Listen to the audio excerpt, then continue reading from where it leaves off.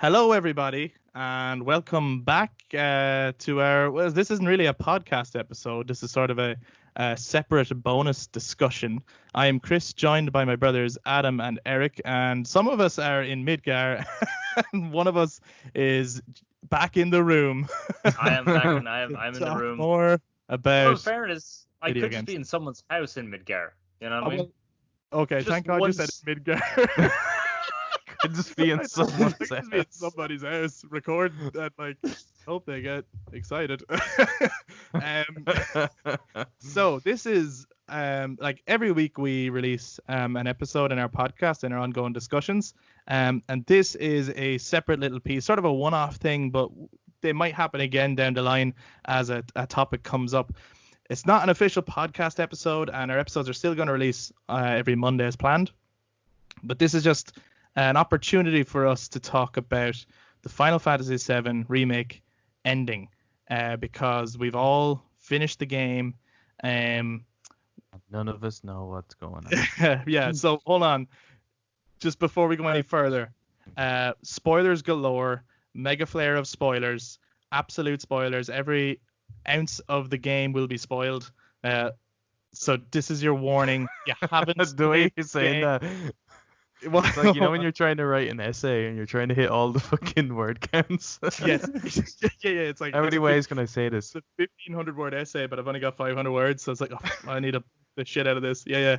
I remember doing that. I was like, what's a more clever way of saying this? But yeah, no, there is going to be huge spoilers for this game and also for the original Final Fantasy VII, right? So we are going to be discussing the ending and also giving our theories and our speculation on what it all means. And if you think, oh yeah, I've played the original, I haven't finished this one yet, but I know how it goes, you need to go finish the game and then come back and you'll see what we mean. It's not as simple as that. So this is your final warning. And let's go.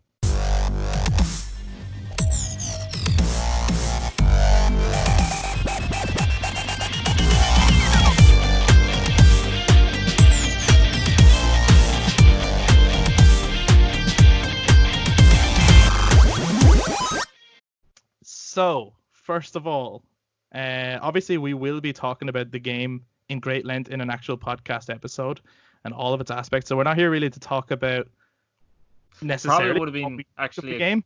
would have been a good idea to tell everyone that before telling them to get off this episode because of spoilers. Yeah. By the That's way, a good- we will be discussing this.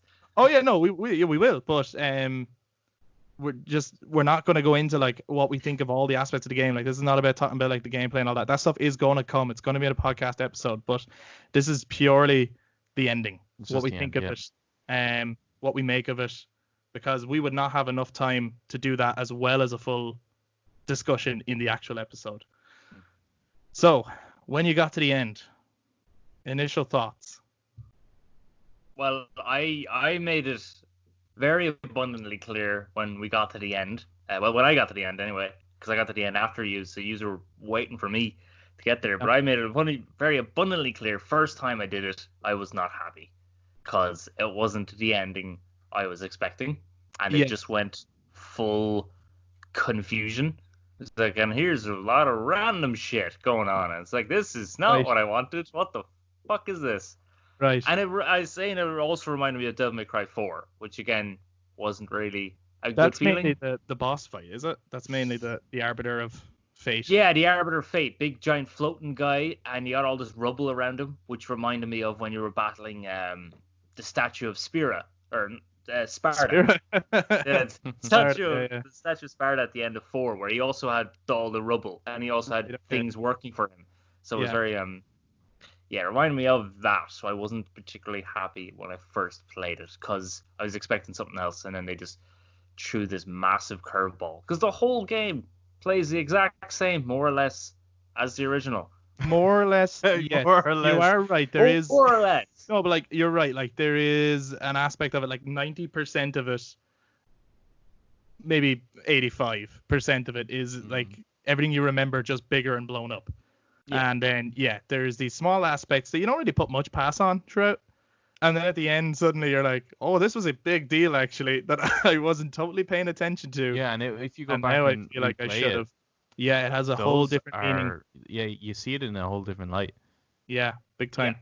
Yeah. Adam, what did you I have to think be of the? very careful about what I say because with my volume, because there's people in the house obviously that's never cleared it, Oh and yeah, yeah. are wanting to as well. So I have to be pretty careful Well, that's another with thing. my Like wording. I got the like me and Adam got the game early, right? Due to Yeah. the coronavirus crisis and Square Enix shipping copies early. So we actually got it before release date and we were playing it. Eric hadn't got his yet. It was on the way, but he hadn't got it yet. And like we were talking about it, but every so often Eric might be in a conversation. We were like trying to talk loosely about it.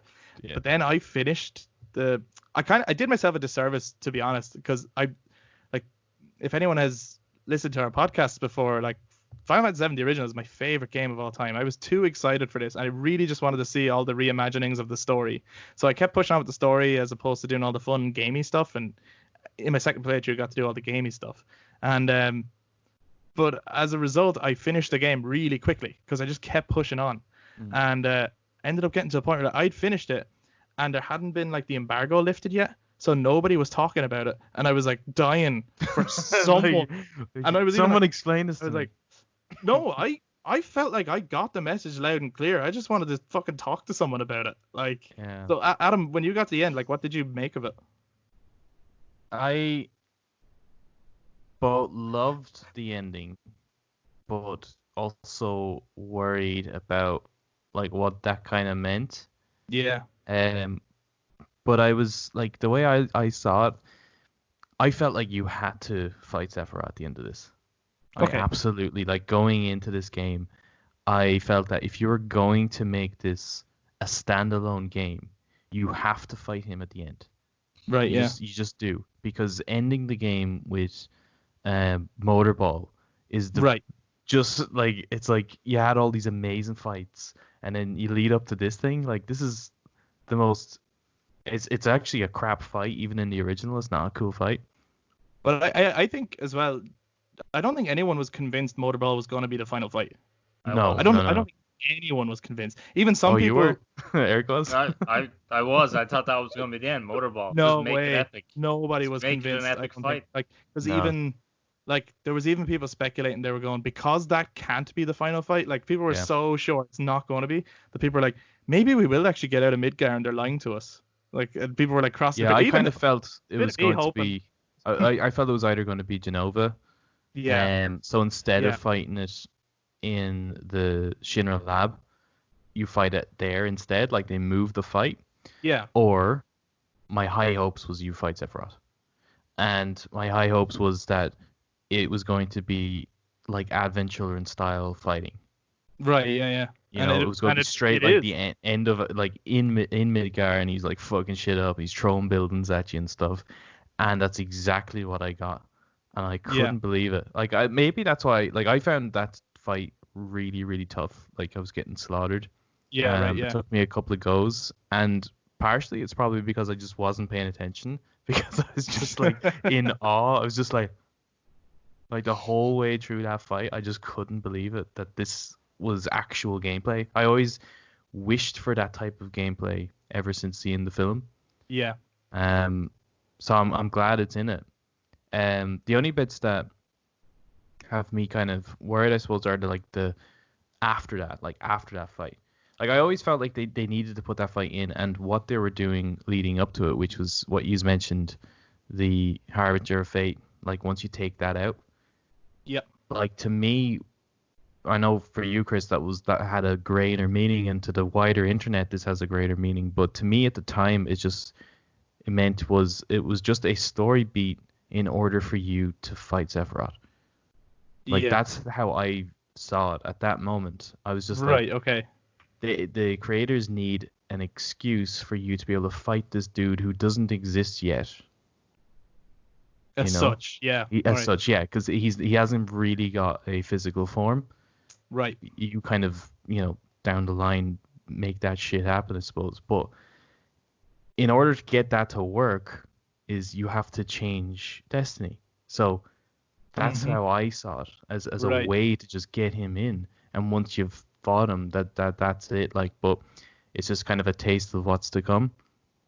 So it's only the scenes afterwards where it kind of goes a bit, oh wait, this actually has larger. Huge Implications. ramifications Yeah. for a remake series. I think it's very interesting, and people have brought it up. And I thought so myself, like, because a lot of people were like, why isn't this called Remake Part 1?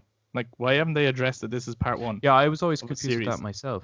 And I it was like, what do you seems call the like next one? because the next one is not going to be called Remake. No, yeah. Possibly. The remake is kind of like the subtitle to this one.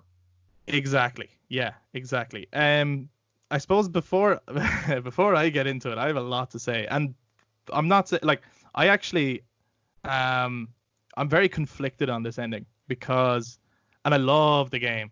I'm gonna put that out there. I actually love this game, and I love playing the ending. Great fun, and I have both high hopes for the future and huge worries for the future as a result, because it's like I wanted one thing and now I know I'm not getting that one thing, and it's exciting what I am getting, but at the same time I still wanted that one thing. Yeah, you I guys- kind of liken this to, you know, when you go to like your favorite restaurant Right, and okay. you know you want this particular dish and you get it every time you go in there, right? Yeah, And you're really looking forward to this dish. yes. And it's either not on the menu or they've slightly altered the recipe. And it's still great, right? You get it, you eat it. It's still a lovely meal, but it's not what you came in to have. So it kind of ruins that evening for you. Because Yeah. it's not what you wanted. It's not what you set yourself up. You didn't psych yourself up for this particular meal, although it's great. And I kind of feel like that's what this There's an remake is for a lot of element people. of that, isn't there? So I suppose for me it became very clear, and I actually, before I finished the game, like I hadn't seen this ending yet. I hadn't even realized that that's what they were doing, right? But I did put a post out on Facebook, and I wasn't like, I was saying, first of all, no spoilers. I'm not gonna spoil anything, but if you haven't played the original first, you should. And I stand by that. I do not think, like it has been said, oh, newcomers can jump into this. When I got to the end, I felt even more certain that no, you cannot. Absolutely not. Who I the think they can. fuck is Zack if you've Yeah, but, never like- played any of the other games? Right, yeah, he's a mystery. Right? Well, that's But- just a mystery not for just a newcomers. mystery. No, he's not just a mystery. He's an ending, and you're going, what the fuck was that about? yeah. Like, you Well, shrug your that's- shoulders at Yeah, that but how ending. is that any different than when you first see Zack in the original? Well, the other thing is, well, because there's a revelation soon after that, I suppose. But Well, it's not that soon after. the other thing, I suppose, is, I am of the belief that this game is a sequel. I am of the belief that there's a moment when Cloud meets Aerith, right, in the game, and when he sees her, he gets a flash of her death, right, Yeah. and it goes all green. And normally Cloud gets green flashbacks. He doesn't get flash forwards. And I do not believe he's seeing the future. I believe a part of him is remembering like that all of this has happened before and that she has died. And this is gonna sound weird. I think there's like a time loop thing that they're after breaking in this game, right? So hopefully at this point you've definitely played this. You won't have a fucking clue what I'm talking about. Right. In the original game, at the very end of the game, right, the Holy isn't working. Meteor is coming down on the planet, and the life stream itself has to come out and build this like shield to stop it. Yeah. There's a white light, and in that white light you see Aerith from the very start of the game again. And the game just ends. At the time, obviously, that meant something else. But now, this is a bit out there, and I could be way off. But that's what speculations are for. I believe that the planet itself, do you know the way like it created the weapons to protect itself long ago when Genova came? Yeah. I believe the planet created this harbinger of fate to ensure that the planet survives no matter what. And the way it does that is by creating this time loop where it's like, I don't know how to stop Meteor, I don't know how to stop Sephiroth, but if I maintain this time loop, the planet goes on, even if it never gets past this point. We get to this point, we start again. And I make sure we always get to that point, we start again. Now, Sephiroth, because his conscience is within the planet, is able to break the rules, which is why he's able to cut through those spirit things. They can't seem to control him, and he wants to defy destiny. And there's an interesting thing. Someone else likened it to this as well. In Marvel Avengers Infinity War, Doctor Strange looks at millions and millions of possible futures and sees the one where he wins. And someone likened that to Sephiroth, and I was like, oh my god, I think you might be right. Sephiroth knows that if he follows the path of the original, he loses every time. Every single time. He actually loses doing that. So he doesn't want the original game to happen, because if he lets the original game happen, he loses. He needs to create a new timeline to win, which is why he's saying, let's defy destiny together. I don't think the heroes are aware of what they've done, because they got shown a lot of bad shit. They got shown Meteor coming, and they were like, maybe we've stopped this from coming now. But actually, they have possibly helped Sephiroth win. Yeah, it definitely There's a lot there. has that kind of just judging by the reaction of Sephiroth himself and how some of the characters are acting, it definitely does seem like it could be like anything. Obviously, this is all speculation, but totally. It's not like as if that's impossible. It sounds like as if it fits right in with everything. And there's obviously, like, they're playing with the fact that we're so familiar with the original game. So you could be right. Which wouldn't be bad. It wouldn't be bad. It's not a bad thing. It does mean though that I feel like you do have to have played the original. I'm sorry. Like, you'll enjoy this game for sure. But the weight of the narrative, like, you won't even understand the real weight behind that fight with Sephiroth, because the interactions he has in this game are very different than the ones he has in the original. They're very different, and they're not bad, but I already know Sephiroth. So when he came on screen for me, it was just like, oh, thank God, because the more you can give me of him, great. But if you don't know the significance of his relationship with Cloud and what he wants and what he can do, like, that stuff means nothing. Because suppose actually, because I'm playing the original at the moment. You're replaying it. First time you actually meet Sephiroth. Sephiroth's like, who are you? It's like, Cloud. Is that Cloud? Like, he has no idea who you are. But then in this one, he's like, right. Cloud, how you? He's more or less like saying, Cloud, how are you doing? Nice to see you again. Yeah. No, it's true. You're dead right. Yeah, it's on the ship. Sephiroth comes up, which is actually Genova disguised as Sephiroth. Yeah. But there's a lot that you could. There's two things that throw me on this theory, and the two things that throw me are like, okay, so Cloud and Sephiroth at the edge of creation. That scene is amazing. I think it's such a cool scene, and there's like the music there is so good. It's so fucking good.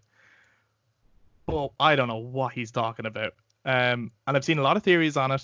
I don't know if they're true or not. The theories, right? So maybe you should mention what the theory is. Yeah, the theory, like, so Sephiroth says to Cloud, and I'm sure you're familiar with it, 7 seconds till the end. Time enough perhaps for you, but what will you do with it? Yeah. And so the music that's playing there is the music from the Forgotten Capital, or the Forgotten City. Yeah. Which is a place where Aerith dies in the original, and people have gotten like the footage. It's see, to me, like, it adds up, but at the same time it's nuts. Like, it's like, did the writers put that in originally deliberately, or I don't know. But so they have counted from the point where Sephiroth jumps from the sky to the point where the blade pierces Aerith, and supposedly it's exactly 7 seconds. Yeah. You see, I don't think that's weird. Bad shit at all, and I think that could easily be what he's talking about, because there's just nothing else. Like, what else could he possibly be talking about? I don't like. And I think he's trying to plant kind of maybe like an idea in not just Cloud's mind, but also the player's mind. Yeah. Obviously people have a huge fear that this means that she won't die. But I actually think this could open up a huge possibility as giving it back to the player. Well, you make the decision. And I do as well. I think Yeah. you'll have like it won't be necessarily obvious, but based on certain actions you take, Yeah. may have that. I think someone or a few could die. Yes. It'll be totally up to you as the player. They'll definitely kill off someone, because if they kill off no one, they have minimized the threat that Sephiroth is. They still Well, have to kill someone off. At I think least. I think Adam is onto something. Like I think the idea of a date scene that you can achieve being a death scene you can achieve, depending on different. And it might be straight in front of you. Be, it might actually be just like it could be really like, oh, I have to go right there. Yeah. I told you not to fall in love with me. I told you there would be. That's another scene. I told you there would be like implications to that, and there's a few clips as well where it shows that, like, I mean, there's concept art from the original game which shows Aerith in front of the High Wind. There's clips. There's even like old. I think there's like old dialogue that's supposed to be on disc 3 that never actually showed up. There's like the group that are at the very end. They're all standing there like at the very end, like confronting Sephiroth. There's like one space missing, kind of a thing. So it seems as though like it's possible that Aerith was supposed to be to be there up to the end.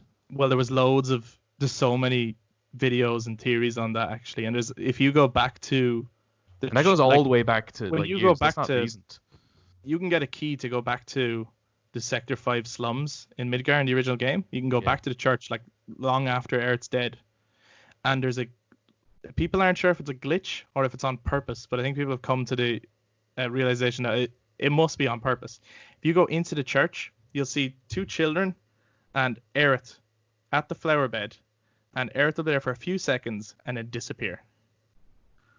Yeah, It's like this weird moment. Yeah, I think there's something hidden in there in the original game that isn't as like, it's not out there in pop culture really. It's like, there's certain things that happen in that game that I think people who have never played the game know about, right? Like I think people know about Sephiroth. He's like the Darth Vader of video games.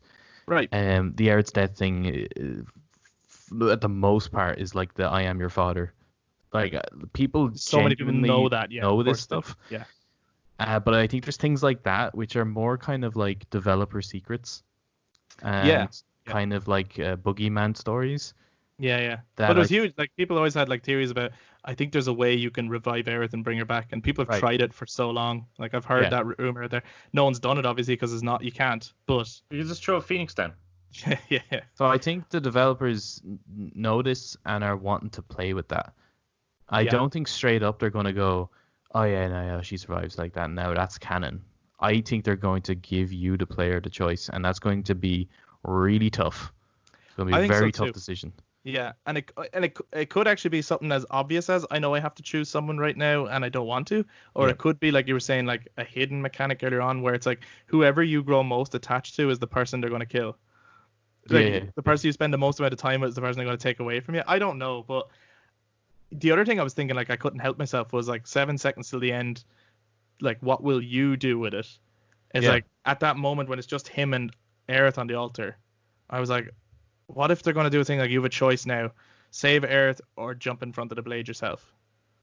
I was like, that's a scary ramification. Like are they considering the possibility of, to save Aerith, Cloud must sacrifice himself, but then what the hell would that mean for afterwards? And is that why?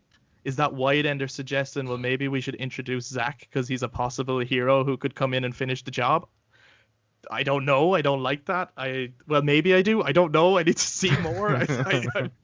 Oh my god, I don't know what to make of all this. And then the other thing that confuses me, I suppose, or throws me off a little bit, is the Zack thing. Because it seems very clear that they have created some alternate timeline. because it focuses on like Stamps packet of crisps going by. See, I didn't quite get that. Like, I mean, Here's the- everyone's going on about that, but I don't right. think that's a strong enough.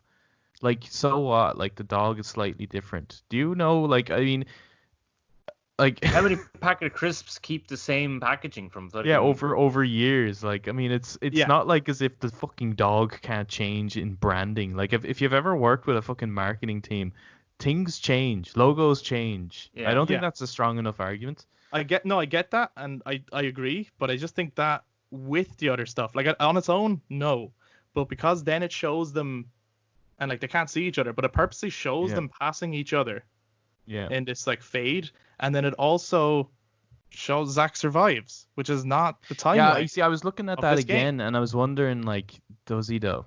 Yes, he does. Yeah, How do you no, know I'm that? sorry, he does. I know people are saying, because I've heard people say, "Oh, right, so he dies after that moment, right?" But the idea is, so the whispers of fate, which are there's a reason they look like death, and they ensure that the people who need to die die, and the people who need to live live. Yeah. So that the path of the original happens. They are surrounding Midgar, and I don't think Zack can see them, but the idea is, no matter what happens, they're going to ensure he doesn't get into Midgar because he's not supposed to. Cloud is, but he's not. But as soon as you beat the boss, they disappear, which means Midgar is now open to Zack. That to me is a very clear message that Zack goes to Midgar. He might die at some point, but what's the first thing he does when he gets to Midgar in that timeline? He's definitely going to go see Aerith. Which, See, for me, it's not I don't know. ultimately clear. Like looking at it the first time, I was like, okay, that's a bit fucking weird, and it's a bit weird that you don't like. It's not clarified either way whether he lives or dies. right. But just looking back at it, like I think it's more likely that he survives, because I think that's just such a dem thing to do, you know, because there's a huge fan base for Zack, so to keep him alive, I think that's going to, I don't know, it's going to please some people, but it wouldn't please me. But It didn't please me. looking back on it though, I think the way I saw it was when Aerith looks up at the sky and she says she misses the steel sky. Because this is technically the first time she feels rain, and it's in the rain he dies. Yeah, I hear you. And it could be that it's like, yes, the whispers are able to prevent people from dying or bring people back to life, but in this moment, now that they've destroyed them, nothing can change that fate. He's absolutely going to die at that moment now, because that he dies in the rain. I just feel like there's no point in showing him walking by if it's just. Well, I just felt like that it he was does too. die. It's just the two, you know. It's just a nice lovers- visual parallel Lovers passing kind of a thing. and never meeting each other.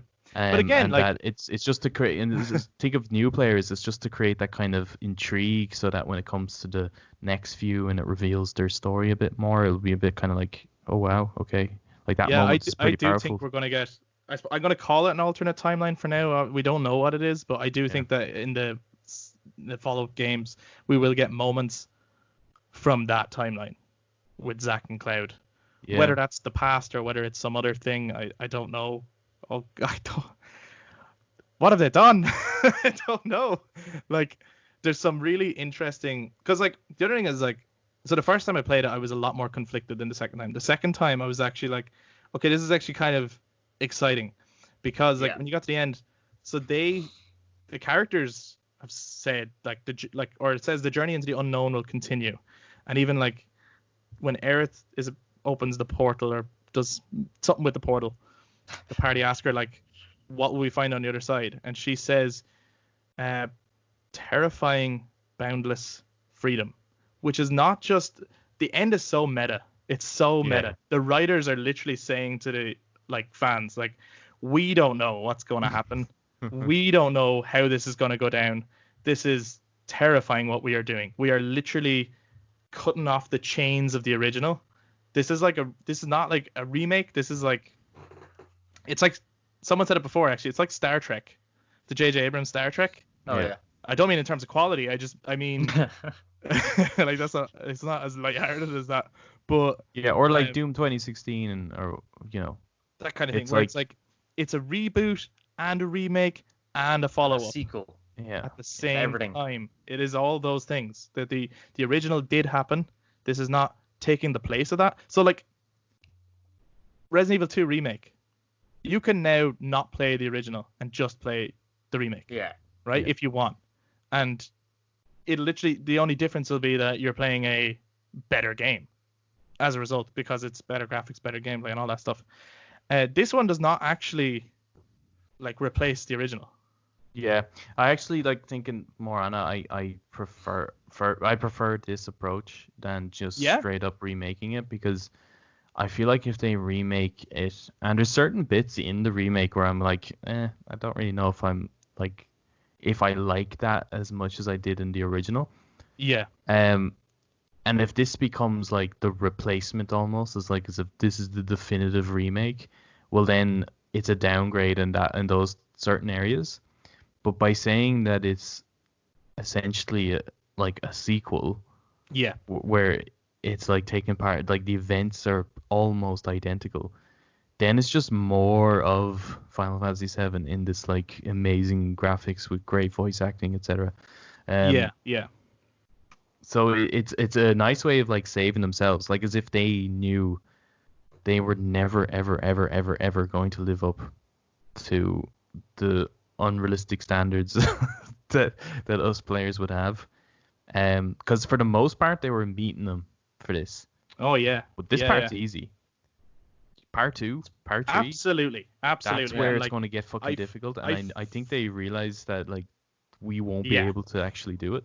yeah. No, I've like they made a very good decision doing Midgar first, and I absolutely stand behind that. Like I had no issue with the first part being set in Midgar. It makes sense. There's a linear story that happens within Midgar. It's a very memorable part of the story.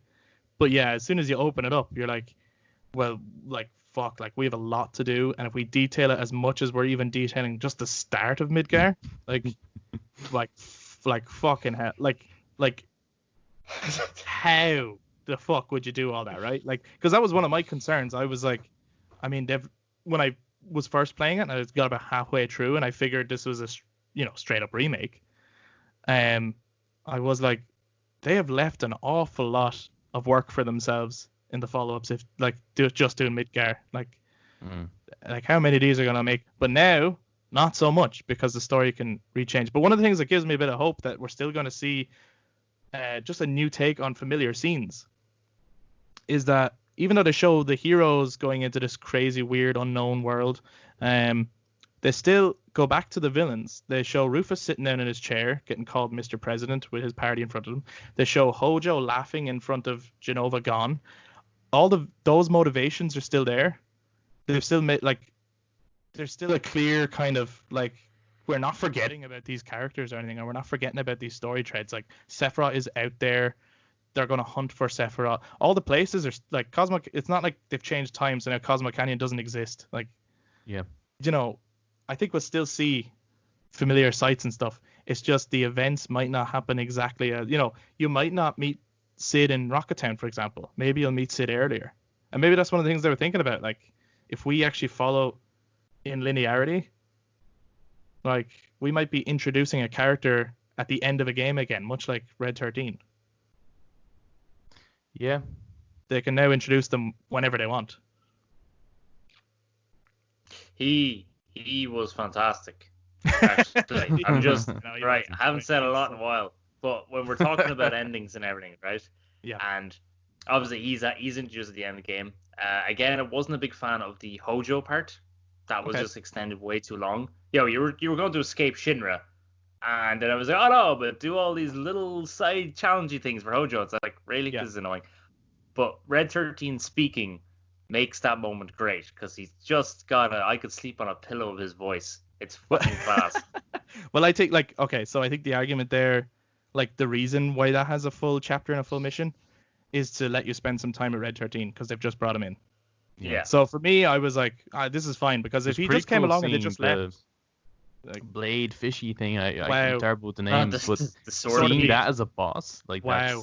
that's such It was a cool. amazing. And actually, I love the brain pod. Yes. Ah, Yeah. such a great. Amazing. Like, That's the way they- that was a good idea, isn't it? Like they utilized all the enemies really well in this, and I Really. can't wait to see what they do in the next few. Yeah. But yeah, I would be what you said with your theory. Like I would be all for that. Right. Yeah. Like I kind of really wanted to be that. Yeah. But I am still like I'm worried. Oh, I suppose I was worried about this one too. Yeah, yeah, Like, you know what I mean? Yeah. So Of now course. Of course. I don't know. Maybe they're like masters of creating like uncertainty or something like that. They just want to keep everyone on their toes. Right. Well, I But wonder I'm worried for the next one. Yeah. Well, I think doing this was probably more exciting for them than just doing this straight up remake, I suppose. Even though that's something that everyone wanted, they probably were like, well, like I suppose if you approach a writer and say, will you rewrite that story? And he's probably like, well, It's the I've same written thing, it just- before, so I'd like to write different something. version. I'd like to write a new story. Like I'd like to write something new. And do The something only thing I different. was wondering though is like, so with your theory of like the live stream creating almost like an infinite loop of survival, essentially. That's yeah. How does Advent Children play into that? So this is okay. I still think that's canon, but I don't think Advent Children now in this new timeline or whatever, right? I don't think Advent Children is a sequel to the original game. I think Advent Children will be a sequel To the remake. to, well, you see that might not work either because if Aerith lives, that doesn't work. Because a lot of people think that I don't this know. is the Advent Children Sephiroth. I've heard that, yeah, that he's that Sephiroth after coming back in time or something. I don't know. I do think it's very clear to me that Sephiroth knows what's going on. Yeah. And that the arbiters of fate have no control over him. And No. that he's breaking the rules. So like he stabs Barrett, for example.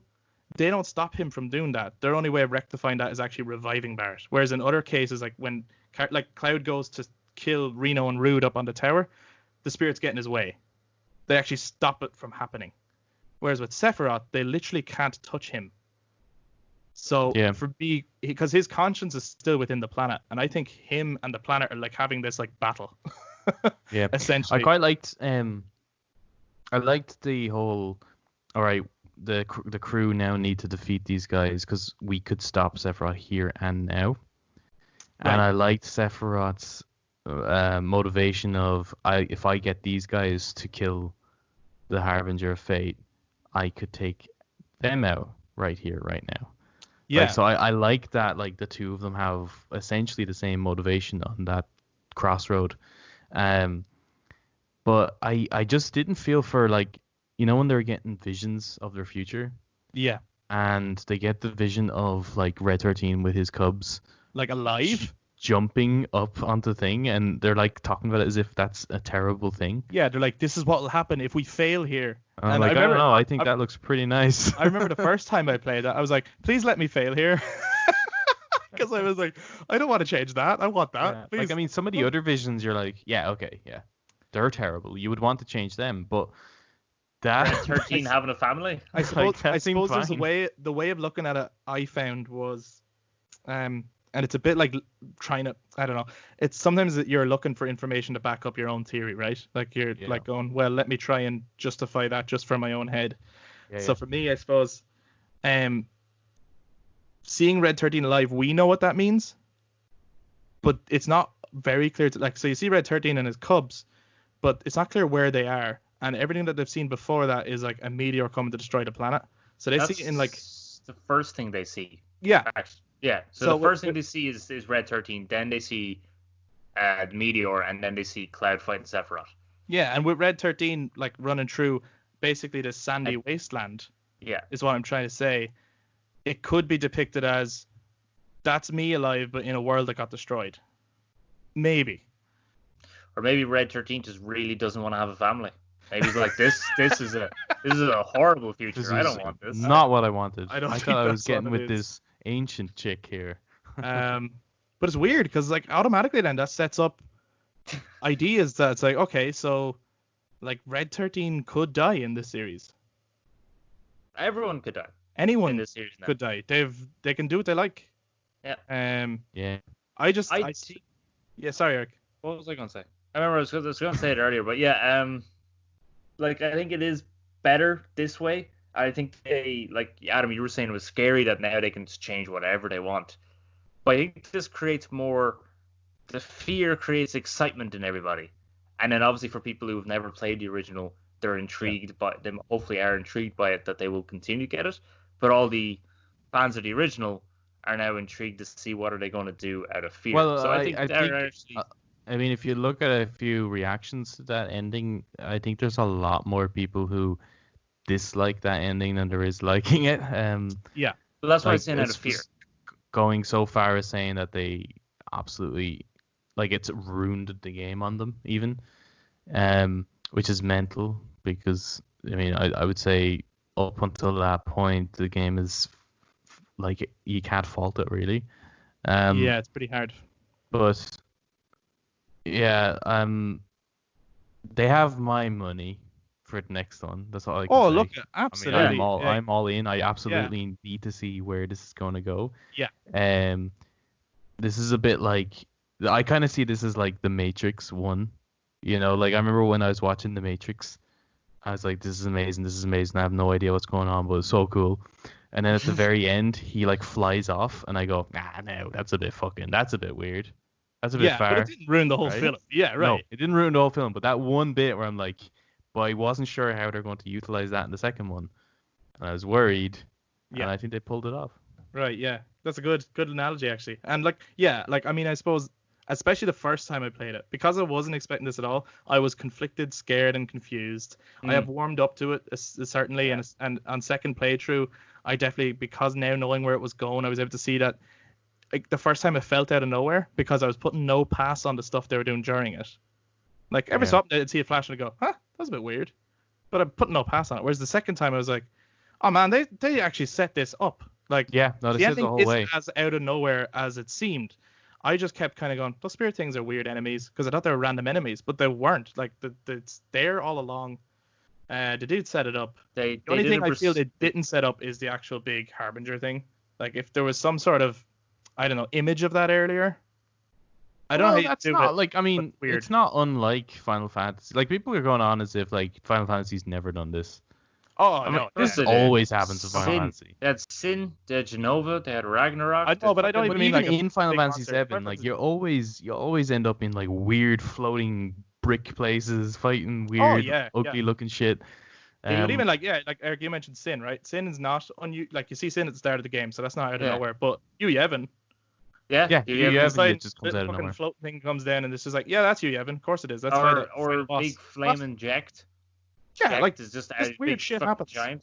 That's just Final Fantasy. But look at I suppose those in general are our speculation. The discussion will continue. Discussion into the unknown will continue. Those, like, okay, I would love to hear what other people think of this. Dying to hear from the rest of the world. And even, look, if it's negative, great, bring it on. And if it's positive, bring it on. And if you think we're all talking out of our arse, absolutely. I want to hear more theories, because, like, I know, like, I think there's elements of what I'm saying I really strongly believe, and then some of it is probably just fan fiction. Like, the whole idea of the planet creating the Harbinger thing as a weapon, there's an element of that is just pure fan fiction, like, and it's probably absolutely not that, but I think it's an interesting idea, and it's not outside of the realms of possibility.